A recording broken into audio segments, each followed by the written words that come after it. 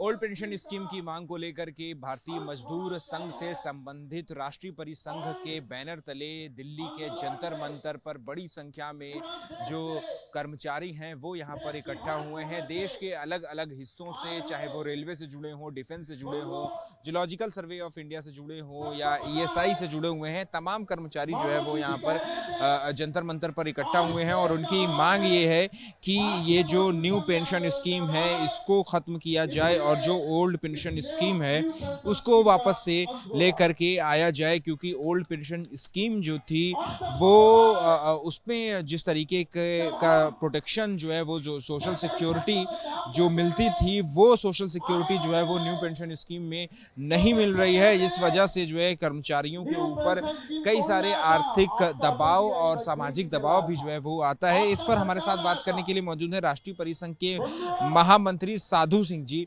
साधु जी, ये धरना प्रदर्शन आप लोग कर रहे हैं, सरकार को एक तरीके से अपनी ताकत का जो है वो मुजाहिरा पेश कर रहे हैं, क्या वजह है इस धरना प्रदर्शन की? धरना प्रदर्शन की वजह बिल्कुल स्पष्ट है। हम चाहते हैं कि कर्मचारियों को जो सामाजिक सुरक्षा के नाम पर हमारी जो सीसीएस पेंशन रूल 1972 के अंतर्गत पेंशन मिलती थी 2004 के पहले, उसमें उसके अंतिम वेतनमान का 50%, जैसे किसी का वेतनमान 50,000 है तो पेंशन के रूप में उसको 25,000 रुपया मिलता था और उपभोक्ता मूल्य सूचकांक से जुड़ा होने के कारण साल में 2 महंगाई भत्ता मिलते थे। इस तरह से जो है कर्मचारी एक तरह से अपने रिटायरमेंट के समय जो है अपने सुरक्षित जीवन व्यतीत कर सकता था। 2004 में जो है 1 जनवरी से कंट्रीब्यूटरी पेंशन स्कीम लाई गई, जिसमें कर्मचारी का 10% और सरकार का 10% पैसा जमा होता था, जिसको बढ़ा करके बाद में सरकार ने 14% किया। और इस पेंशन स्कीम में किसी तरह की गारंटी नहीं है, महंगाई भत्ता से भी नहीं जुड़ी है। जो ओल्ड पेंशन स्कीम थी सीसीएस पेंशन रूल 1972 में, जब भी पे कमीशन आता था तो पे कमीशन में जो है उसमें वृद्धि होती थी, लेकिन इसमें इस वृद्धि से भी हम लोगों को वंचित किया गया। इसलिए हम मांग कर रहे हैं कि कर्मचारी को सामाजिक सुरक्षा के नाम पर जो पहले पेंशन मिलती थी सीसीएस पेंशन रूल 1972 के अंतर्गत, वो जो है बहाल की जाए। ये जो है हमारी मांग है। और आज जो ये यहाँ पर लोग आए हुए हैं, हमने वो सीमित संख्या में लोगों को आमंत्रित किया था। इसमें पूरे देश से जो है, हर प्रदेश से, और जहाँ जहाँ पर भी सरकारी कर्मचारी हैं, चाहे वो केंद्र के हों, राज्य कर्मचारी हों, हमारे जो म्यूनिसिपल में जो काम करने वाले कर्मचारी हों, ऐसे कर्मचारी यहाँ पर उपस्थित होकर। तो भारतीय मजदूर संघ जो है वो एक तरीके से कहा जाता है कि सरकार की करीबी संस्था है, लेकिन यहाँ पर उसी के तत्वाधान में एक तरीके से कहते हैं कि आप लोग ये प्रदर्शन कर रहे हैं, तो सरकार से बातचीत नहीं हुई आप लोगों की? देखिए, सरकार से हम लोगों की कई बार वार्ता हुई। माननीय जेटली जी जिस समय वित्त मंत्री थे, उन्होंने हम लोग को आश्वासन भी दिया था कि इसमें हम कुछ करेंगे, लेकिन हुआ थोड़ा बहुत हुआ भी, ऐसा हम नहीं कह सकते कि उन्होंने कुछ नहीं किया। पहले क्या था कि इसमें ग्रेच्युटी को भी ख़त्म कर दिया गया था। ये इसी सरकार ने 2016 में हम लोगों ने जब बातचीत की तो जेटली जी के द्वारा ग्रेच्युटी कर्मचारियों की बहाल हुई। जो 10% था ये 14% हुआ। जो फैमिली पेंशन है, जैसे किसी की मृत्यु हो जाती है तो फैमिली पेंशन मिलती है, फैमिली पेंशन में भी जो है उन्होंने देखा कि कुछ भी मिलने वाला नहीं है, तो जेटली जी के टाइम पर ही उन्हीं के नेतृत्व में फैमिली पेंशन भी ओल्ड पेंशन स्कीम के अंतर्गत जो है प्रदान की गई। मतलब अभी तक आप लोगों की समस्या का पूरी तरीके से समाधान नहीं हुआ। जो 50% जो हमारा गारंटर थी वो अभी तक नहीं मिला, इसके लिए हम संघर्ष। तो क्या ये इसका असर जो है, जो प्रदर्शन आप कर रहे हैं, इसका राजनीतिक जो है वो भी देखने को मिलेगा? क्योंकि कर्नाटका में भी जब चुनाव हुए या हिमाचल प्रदेश में चुनाव हुए तो कांग्रेस ने ओल्ड पेंशन स्कीम का मुद्दा जो है बहुत जोर शोर से उठाया। तो क्या आगामी जो लोकसभा चुनाव है 2024 के हो गए या अभी अलग अलग राज्यों में जो चुनाव है, 25 तारीख को राजस्थान में भी चुनाव है, तो ये मुद्दा लेकर के आप अलग अलग राज्यों में या लोकसभा चुनाव से पहले भी कोई राजनीतिक दबाव डालने की कोशिश रहेगी? देखिए, हमारा केवल उद्देश्य यह है और इसी सरकार से है कि आपने तमाम परिवर्तन किए हैं, ये जो थोड़ा सा रह गया इसको भी लागू कर दो और इसका निश्चित रूप से आने वाले चुनाव में असर पड़ेगा। हिमाचल प्रदेश में अगर बीजेपी सत्ता से बाहर हुई है तो इसी मुद्दे पर। वहाँ पर जो है कर्मचारियों का और पेंशनर का जो है उसको एक थोक वोट मिला, उसका फ़ायदा उनको मिला। तो ये जो है सरकार को हम चेताने के लिए ही आए हैं कि 2024 अगर जीतना चाहते हो तो आप जो है एनपीएस को खत्म। लोग खुली चुनौती दे रहे हैं यानी आप केंद्र सरकार? चुनौती नहीं है, निवेदन है, और राजनीतिक मायने में भी निवेदन है कि आप सत्ता में बने रहना चाहते हो, जरूरी भी है आपका सत्ता में बने रहना, इसलिए जो है कर्मचारियों की समस्या का हल करो। सरकार बदलने के लिए हम नहीं आए, हम सरकार को चेताने के लिए आए हैं कि जो कर्मचारी की समस्या है उस समस्या का निवारण। अगर सरकार की तरफ से जवाब नहीं आया, आप लोगों की समस्या का समाधान नहीं हुआ तो फिर? मैं समझता हूं कि सरकार इस पर जरूर बातचीत करेगी और कर्मचारियों के फेवर में ही जो है लेगी निर्णय। नहीं लेती है तो हम इससे भी बड़ा आंदोलन करेंगे, हो सकता है कि जो है राष्ट्रव्यापी हड़ताल भी करें। 2024 से पहले? हाँ, 2024 के पहले। शुक्रिया बात करने के। तो देखिए ये हैं राष्ट्रीय परिसंघ के महामंत्री, जिनका साफ तौर पे कहना है कि 2024 के लोकसभा चुनावों पर ओल्ड पेंशन स्कीम जो है वो एक बड़ा मुद्दा बनेगी, और सरकार जो है चिताते हुए अंदाज में जो है इनका साफ तौर पे कहना है कि अगर सरकार जो है वो 2024 से पहले नहीं मानती है तो फिर एक देश में एक राष्ट्रव्यापी आंदोलन भी खड़ा किया जाएगा। क्या नाम है आपका? मेरा नाम के प्रकाश। मैं डिफेंस में कार्य करता हूँ, इंडियन नेवी में काम कर रहा हूँ। मैं गोवा से रहता हूँ। मैं गोवा का भारतीय मजदूर संघ का प्रदेश का महामंत्री का दायित्व है।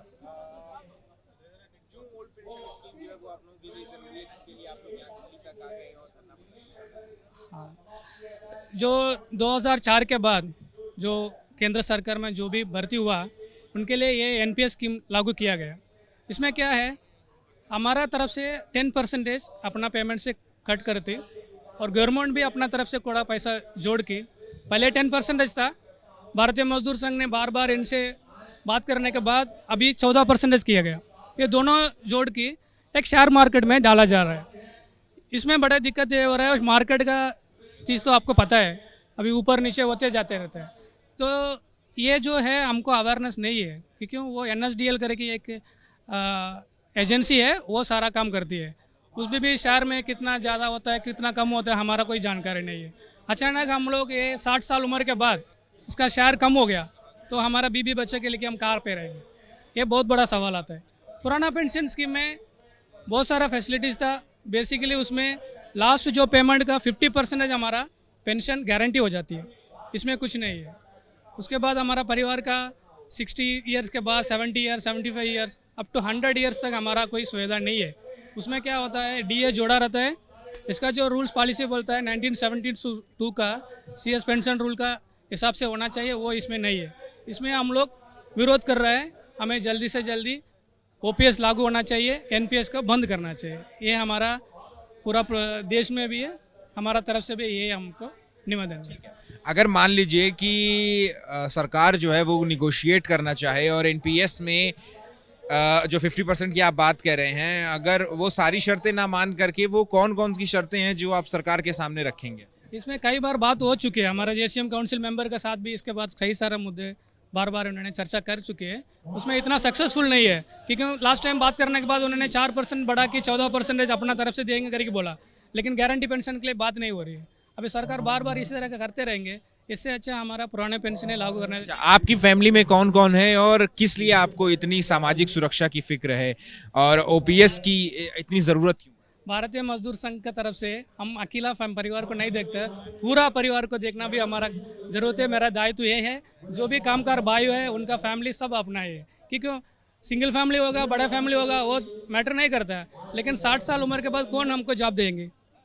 60 साल की उम्र के बाद रिटायरमेंट होने के बाद कोई नौकरी नहीं मिलेगा। हमारा जो गारंटी है, जो भी पेंशन मिलेगा उसी से तो हम लोग चलेंगे। एक तर्क ये भी आता है कि अगर इसी तरीके से पेंशन स्कीम जो है वो चलती रही तो सरकारी खजाने पे बहुत ज़्यादा बोझा आ जाएगा। उस बोझ को कम करने के लिए भी ये पेंशन नहीं है, NPS जो है वो लाया गया। नहीं, उसी योजना में बात करने तो अब कई तरह का योजना बना सकते हैं। आज को तो देख रहे हैं नया योजना बनते जा रहा है। क्यों हमारा साथ जो काम करने वाला, हमारा केंद्र में सरकार में काम करने वाले को इतना दिक्कत क्यों है? तो उनका कौन देखेगा?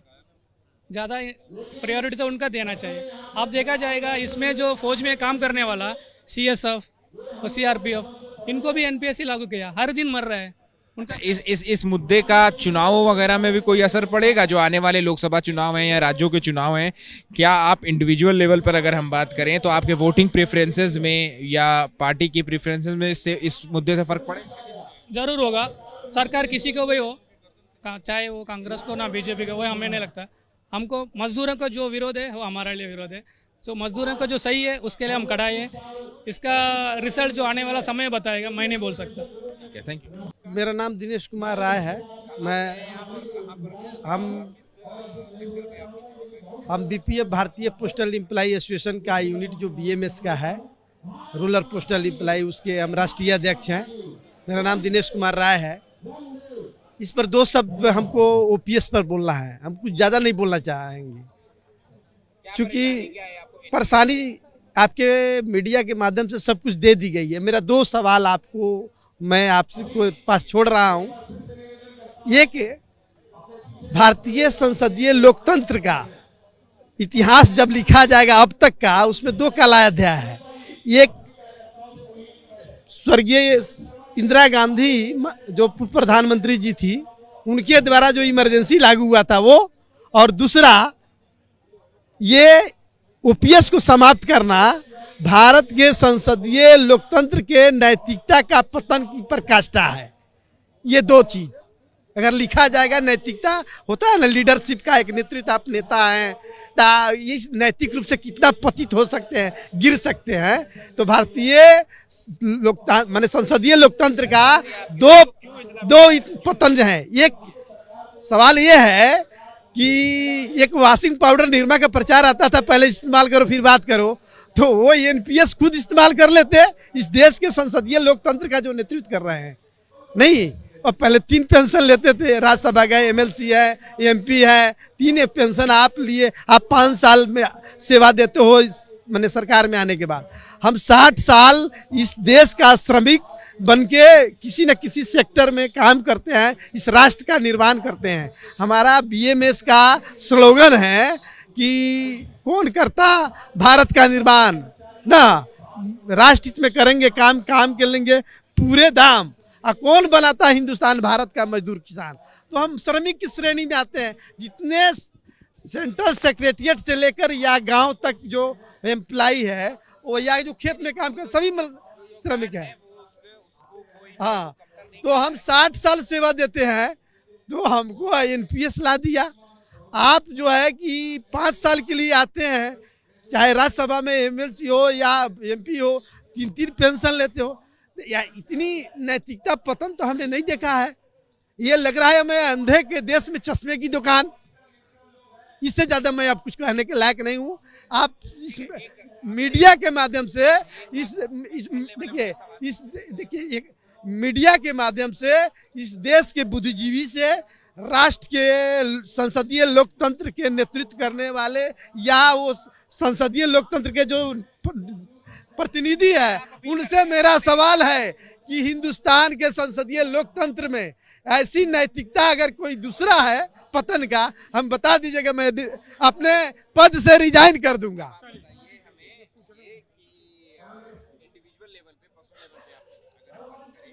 आपके परिवार में कितने लोग हैं और सोशल सिक्योरिटी यानी सामाजिक सुरक्षा की अगर हम बात करें तो ओपीएस कितनी जरूरी हो जाती है आपके अपने परिवार के लेवल पे? बीवी होंगे, बच्चे होंगे, उससे देखिए ओपीएस जो है ना, वो एक बुढ़ापे की लाठी है। उसके एक श्रमिक जो एक सिस्टम में काम करके निकलता है, तो गांव में वो खेती बाड़ी नहीं कर सकता है, कोई पार्ट टाइम जॉब नहीं कर सकता है। 60 साल सेवा दिया, अब भाई उसके बुढ़ापे की सवारी है। इतनी महंगाई है, इतना सारा कुछ है, आप देख रहे हैं, ये सारी खुली किताब है पूरा सोशल मीडिया में। आपका भी मीडिया करता है कि महंगाई बढ़ गई है। नहीं, एक आम आदमी ग्रामीण भारत में भी जो है। कितने बच्चे हैं आपके? मेरे 4 बच्चे हैं। उनके लिए उनकी फिक्र है कि आपकी जब मेरी खुद की फिक्र है। मैं जब रिटायर लूंगा, मैंने 2041 के जून में, उस समय हमको अपनी पेंशन से खुद का मियाँ बीबी का काम नहीं चलेगा। आज तो स्वाभाविक रूप से नेसेसरी 70% लोग बीमार 45 की अवस्था में हो जा रहे हैं। हम 60 में जाएंगे, कैसे रहेंगे? हमारा दवा, हमारा पानी, हमारा खाना पीना, हम एक सिस्टम में काम किया, अब पार्ट जॉब तो मिलेगा नहीं। ये 800-900 रुपया से क्या किसी का परवरिश, किसी बुढ़ापे की लाठी का सहारा हो सकता है? आप बताओ भाई, हो सकता है? तो इसलिए मेरा इन लोगों से गुजारिश है कि आप ओपीएस दीजिए, या अपनी नैतिकता के पतन की इतिहास लिखना है तो कोई बात नहीं है। मेरा नाम पवन कुमार दुबे है और मैं डीआरडीओ में रक्षा मंत्रालय में काम करता हूँ। मैं हैदराबाद में पोस्टेड हूँ डीएमआरएल में, डिफेंस मेटलर्जिकल रिसर्च लेबोरेटरी में। यह वजह है सर, जो 2004 में केंद्र सरकार ने एनपीएस लागू किया, ओपीएस को हटाकर। उस समय बताया गया कि यह बहुत लाभकारी होगा, आपका पेंशन बहुत अच्छा मिलेगा। लेकिन अभी जो रिटायर हो रहे हैं लोग, वो 40,000 50,000 बेसिक से रिटायर होने पे भी लोगों को 4,000 पेंशन मिल रहा है, जो कि बहुत ही निंदनीय है। 4,000 से व्यक्ति अपना 60 साल के बाद का जो ज़रूरत है वो कैसे पूरा करेगा, ये आप भी समझ सकते हैं, हम समझ सकते हैं। अगर वही व्यक्ति ओपीएस में रिटायर होता तो उसको कम से कम 25,000 रुपये, उसके मतलब 50,000 अगर बेसिक है उसका, तो 25,000 वो, उसके बाद 42% डीए है इस समय 46%, तो लगभग वो, तो आप समझ लीजिए उसको 40,000 के आसपास जो पेंशन मिलना था उसको 4,000 रुपये पेंशन मिल रहा है। ऐसे उदाहरण अब सामने आ रहे हैं, जो कि बहुत ही दुख का विषय है। एक जो कर्मचारी होता है सरकारी, अपना पूरा जवानी, पूरा समय इस चीज़ में बिता देता है कि राष्ट्र की सेवा करना है, सबका सेवा करना है। बाद में उसे पता चलता है कि उसने राष्ट्र की सेवा की।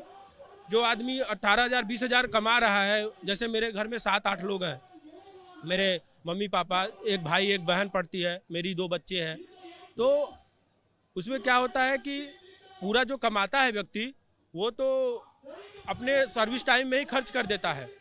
सर्विस टाइम में खर्च करने की वजह से जब वो रिटायर होता है तो उसके पास पेंशन के अलावा और कुछ नहीं रहता है, कुछ भी बचत नहीं कर पाता। वो बच्चों की पढ़ाई है, माता पिता का बीमारी है, सब सामाजिक सुरक्षा का कोई जो है व्यवस्था नहीं रहता है। पेंशन, देखिए आप मीडिया से हैं, आप ये भली भांति जानते हैं, इसका असर छत्तीसगढ़ चुनाव में पड़ा, इस पे आपका हिमाचल प्रदेश में पड़ा, कर्नाटका में पड़ा, और जो है लोकसभा चुनाव पे भी डेफिनेटली देखा जाएगा। आप देखिए लगभग 50 लाख केंद्रीय कर्मचारी हैं और हमारी किसी भी सरकार से कुछ भी लेना देना नहीं है। हमको हमारी सामाजिक सुरक्षा चाहिए, और हम ऐसा नहीं है कि हम 50 लाख हैं, केवल हम ही 50 लाख हैं। सरकार को ये सोचना चाहिए कि सबके साथ परिवार है, 7 लोग 8 लोग का। अगर 2024 चुनाव से पहले सरकार हमारे विषय में कोई निर्णय नहीं लेती है तो हम अपने परिवार संबंधी रिश्तेदार सहित सबको कहेंगे कि जो हमारे सामाजिक सुरक्षा, हमारे ओल्ड पेंशन के लिए हमें आश्वासन देता है या उस पर खरा उतरता है, इस सरकार से तो हमें आश्वासन नहीं चाहिए, क्योंकि ये सरकार पावर में है, ये कर सकती है। बाकी अगर चुनाव आने तक कोई नहीं कर पाया तो हम अपने परिवार, रिश्तेदार, फैमिली सबसे बोलेंगे कि जो हमें ओल्ड पेंशन स्कीम का आश्वासन देगा उसको हम आगामी लोकसभा चुनाव में, 2024 के चुनाव में अपने परिवार, रिश्तेदार और जो हमको समझते हैं, हम पढ़े लिखे लोग हैं, हम समझा सकते हैं लोगों को, हम समझाएंगे, और जो ओल्ड पेंशन स्कीम लाएगा उसके लिए हम जम के वोटिंग करेंगे। Thank you.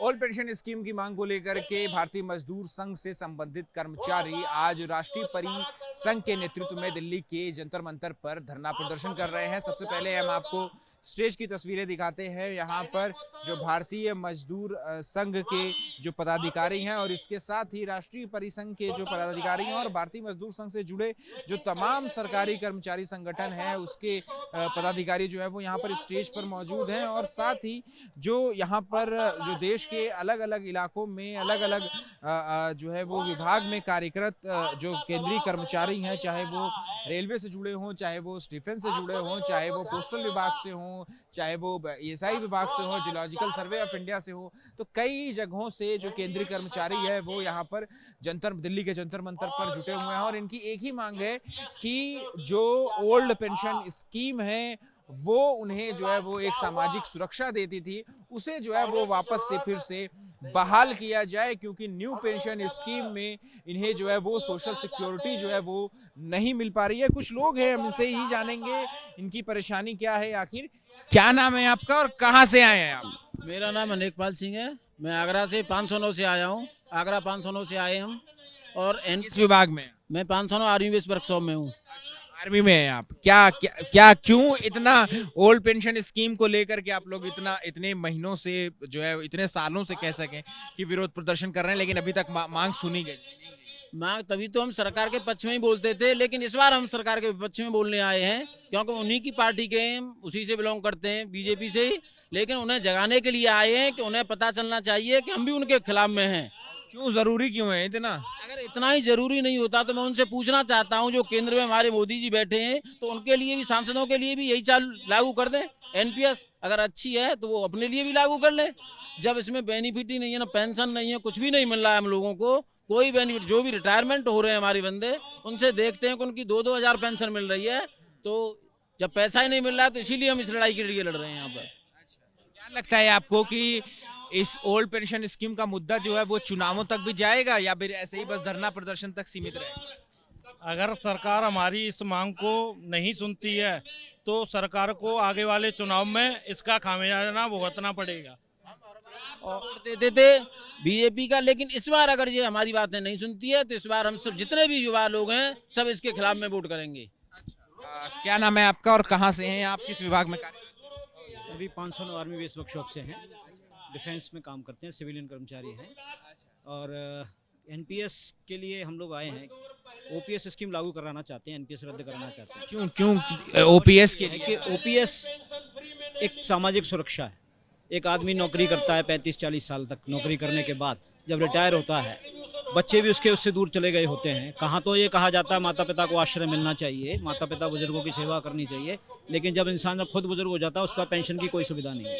जब इतने वर्ष सरकारी सेवा करने के बाद आदमी रिटायर होता है, उसकी कुछ तो सुरक्षा होनी चाहिए, और उस सुरक्षा को बरकरार रखना हर सरकार का दायित्व होता है। सरकार तो कह रही है कि हम जो 10% पैसा लेते हैं आपसे, 14% खुद देते हैं, उसको शेयर मार्केट में डालते हैं, फिर उसके बाद जो है वो भी एक अच्छा खासा अमाउंट हो जाता है रिटायर होने के बाद। कभी कोई भी गवर्नमेंट ये बता दे कि अमाउंट कितना बन रहा है। आज तक कोई ये नहीं। 10 साल तो इसी में लग गया, 2004 के बाद से 2014 तक तो इसी में लगा रहा कि इसका कैसे इस्तेमाल करना है। 2013 में पीडीएफआर स्कीम लेके आए, मतलब उसमें पैसा को कैसे फंड को रेगुलेट करना है तब लेकर के आए। 10 साल तो इसी में निकल गया। उसके बाद से शुरू हुआ, अभी जो लोग रिटायर हो रहे हैं 3,000, 4,000, 5,000 रुपये पेंशन मिल रही है। जरा कल्पना करके देखें 3,000, 4,000, 5,000 रुपये में क्या होता है। जरा सोचे तो सही कि क्या इस स्कीम में फायदा। क्या इस धरना प्रदर्शन के कुछ दूरगामी प्रभाव भी होंगे? निश्चित रूप से दूरगामी प्रभाव होंगे। हम लोग एकजुट होकर यहाँ पे बैठे हुए हैं, सरकार के खिलाफ अपनी मांग को लेकर बैठे हुए हैं। सामाजिक सुरक्षा के लिए ओपीएस स्कीम सरकार को देनी ही पड़ेगी। जो हमारे कर्मचारी 30 साल की, 25 साल की नौकरी करने के बाद रिटायर होते हैं, उनको अगर सामाजिक सुरक्षा की गारंटी नहीं होगी तो कैसे वो अपना आगे का वो कर पाएंगे। ये जो गुस्सा दिखा रहे हैं, ये जो रोष दिखा रहे हैं, क्या इसका चुनाव में भी कोई रिपरकशन होने वाला है? 100%। जितने भी लोग ये लोग आए हुए हैं, सभी में रोष व्याप्त है और सरकार के विरोध में ही है। विरोध क्या है, पहले सरकार के समर्थन में भी थे, लेकिन विरोध इसलिए है कि किसी भी आदमी को सरकारी नौकरी इसलिए पाता है कि उसको आगे अपना सुरक्षा की गारंटी होती है। पेंशन है, क्या है, सुरक्षा की गारंटी है। इसका 100% चुनाव में दुष्परिणाम देखने को 100% मिलेगा। अच्छा, ठीक है सर, ये बताइए कि बड़े बड़े मुद्दों की बात होती है, महंगाई की बात होती है, बेरोजगारी की बात होती है, जब चुनाव में आते हैं, आप इस वक्त भी 5 राज्यों में चुनाव हुए, छत्तीसगढ़ एमपी का हो गया, 25 तारीख को राजस्थान का हो गया, और आपकी जो एनपीएस की बात करें, केंद्रीय कर्मचारी हर राज्य से जुड़े हुए हैं, लेकिन अभी तक ये बहुत बड़ा मुद्दा तो नहीं बन पाई है। क्या लगता है कि लोकसभा चुनाव में मुद्दा बनेगा? मुद्दा बनेगा, बिल्कुल मुद्दा बनेगा। और हमारी सबसे जो बड़ी वो है कि इस बार हम सरकार का खुल के विरोध करेंगे। सारे केंद्रीय कर्मचारी या प्रदेश सरकार के कर्मचारी हैं जिनको कोई ओपीएस नहीं मिल रही है, वो बिल्कुल खुल के गवर्नमेंट के सामने आएंगे। वोट से चोट किया जाएगा इस बार। अभी तक सपोर्ट किया था, लेकिन इस बार विरोध करेंगे। इस बार नहीं, अभी वो हम लोग जितना भी कर्मचारी, इसमें जितने सरकारी कर्मचारी है, जिनको जो एनपीएस में है, सभी इस बार उनको वोट से चोट करेंगे गवर्नमेंट के ऊपर। बिल्कुल खिलाफ है, इस बार गवर्नमेंट के खिलाफ है। अगर गवर्नमेंट इस बात को अगर नहीं सुनती है तो बिल्कुल गवर्नमेंट के खिलाफ जाएंगे सर। आप लोग तो भारतीय मजदूर संघ से जुड़े हुए हैं, आरएसएस की से संबंधित ये ऑर्गेनाइजेशन है, सरकार के करीब ऑर्गेनाइजेशन है, तो फिर उसके बाद भी आप लोगों को इस तरीके से धरना प्रदर्शन, चाहे अपने परिवार का हो, चाहे हमारा कोई सपोर्टर हो, लेकिन हमारे साथ में अगर अन्याय करेगा तो हम उसके खिलाफ आवाज़ उठाएंगे, और इस बार आवाज़ बहुत जोश तरीके से उठेगी और इसका असर चुनाव पर दिखेगा। अगर ये हमारी बात नहीं मानेंगे तो इनको माननी पड़ेगी, ओपीएस लागू करनी पड़ेगी। जय हिमाचल प्रदेश के चुनाव में एक बड़ा मुद्दा बना था। ठीक है, और भी कुछ लोगों से हम बात करने की कोशिश करेंगे, उनसे भी आगे जा करके एक बार आने की कोशिश करेंगे। हिमाचल प्रदेश में ओपीएस एक बड़ा मुद्दा बना था, क्या लगता है कि इस बार बनेगा कोई बड़ा मुद्दा? स्टेट गवर्नमेंट के चुनाव ही नहीं, जहां तक हम अपना अंदाजा लगाते हैं ना जी, स्टेट गवर्नमेंट का चुनाव नहीं, जहां जिस टाइम सेंटर का चुनाव होगा तो विपक्षी दलों का सिर्फ एक ही मुद्दा जो सबसे बड़ा रहेगा वो एनपीएस रहेगा, और मजबूरन या हमारा हक जो 2004 से इस सरकार ने, गूंगी बहरी सरकार ने मजदूरों से छीना हुआ है, वो इनको लागू करना पड़ेगा, ये हम आश्वस्त कहते हैं। अभी तो ये यहाँ पे आप जो संख्या देख रहे हैं, तकरीबन 20,000 की संख्या यहाँ पे आज आई हुई है। ये एक आगाज है अगली रैली के लिए। एक दिन ऐसा आने वाला है, अगर ये जनवरी तक हमारी मांग को नहीं मानते हैं, इस दिल्ली की हर सड़क पे भारतीय मजदूर संघ का कार्यकर्ता आपको दिखेगा, और मजबूरन इन लोगों को हमारी पेंशन लागू करनी पड़ेगी। ठीक है। तो देखिए, ये है गुस्सा और ये है रोष जो कि केंद्रीय कर्मचारियों के बीच में जो है वो इस वक्त व्याप्त है, और साफ तौर पर उनका कहना है कि कई सालों से जो है ये मांग की जा रही है ओल्ड पेंशन स्कीम लागू करने की, लेकिन अब भी अगर सरकार नहीं मानती है तो फिर इसका सीधा असर जो है वो आने वाले लोकसभा चुनाव पर भी देखने को मिलेगा। कैमरा पर्सन पंकज रावत के साथ अहमद बिलाल, एबीपी न्यूज, दिल्ली।